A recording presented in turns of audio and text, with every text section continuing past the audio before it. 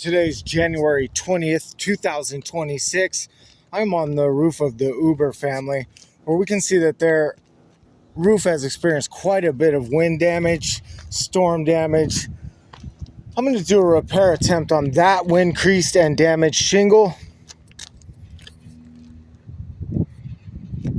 Tools I'll be using is a soft-nosed, rounded putty knife, a flat bar, the recommended roofing snake, magnetic roofing hammer, and 1.25" per code roofing nails.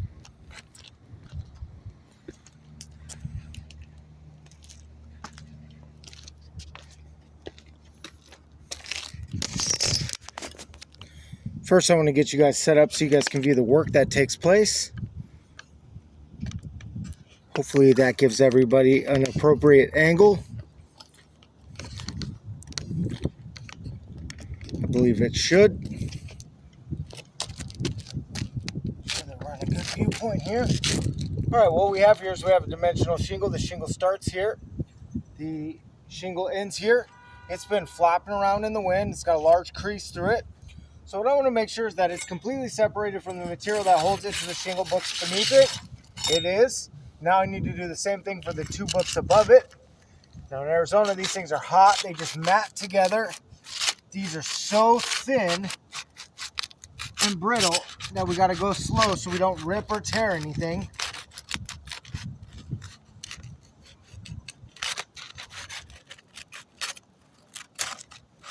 We can just see the granules just sprinkling off these books and shingles as we do this. That's not good.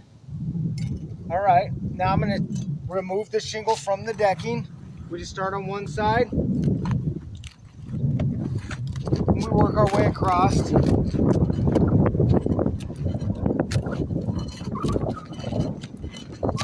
All right, now we're going to do the ones that are in the back.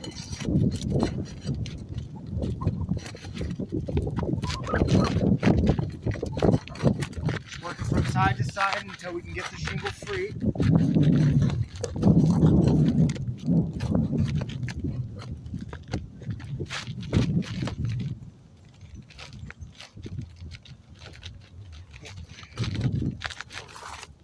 going to have to pop this one up. I'm going to have to break this shingle free to get this nail removed. There we go. Got that nail removed. There we go. We have our shingle removed. Now I'm going to do an inspection of the underlayment to make sure that we have a clean free surface for our reinsertion. Oh no. What we come across is underneath this book of shingles, there's at least one more book of shingles. There could be more than that, but from this viewpoint, I see another different colored book of shingles under there. Let me get you guys a photo, or actually in the video. I will include photos as well.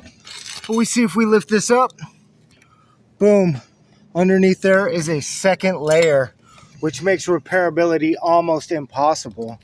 The 1.25" per code roofing nails are not designed to be hammer driven on 2 layers, that's for sure. They don't like to stick or hold the shingle in place on 2 layers.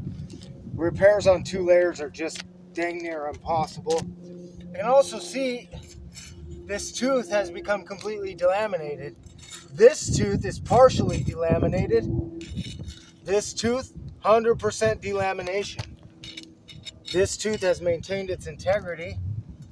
And over here, we now see a large crease in the corner of this new shingle book from the removal. So we have 3 delaminated teeth, a damaged corner, and a double layer. I'm going to have to deem this roof irreparable for sure. I'll continue on with the reinsertion. However, this is not going to be a roof that is going to sustain repairs.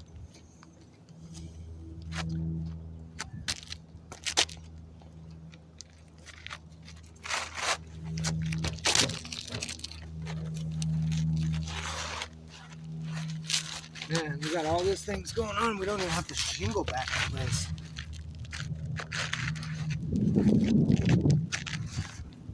All right, the shingle book is back in place. Now I will use 1 1/4 per code roofing nails and the recommended roofing snake, and we'll set it back in. So first we'll start on this side here. Man, these shingles are so thin and worn out.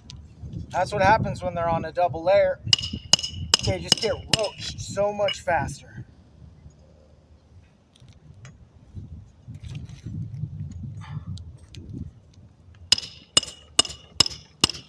Two.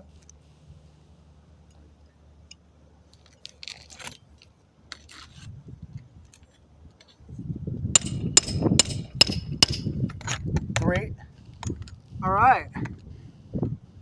We can see that we do have our shingle back in place, but once again, we have a delaminated tooth here, a 75% delaminated tooth there, delamination here, multiple granule loss / crease here. Granules have fallen off of both books. I deem this roof irreparable due to these conditions. I'll document all this with photographs.